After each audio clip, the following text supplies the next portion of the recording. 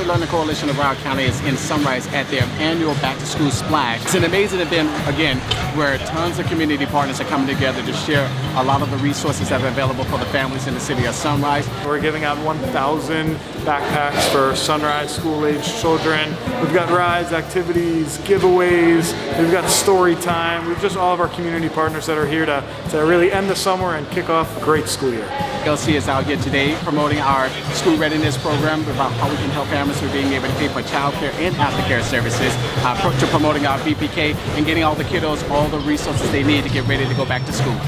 We have so many amazing nonprofits in our community, one of them being the Early Learning Coalition of Broward County. We are so excited to be a continued partner. It's not just school-age children, it starts much younger. We're just excited to make sure those resources get out into the community and just be a good community partner to everybody involved.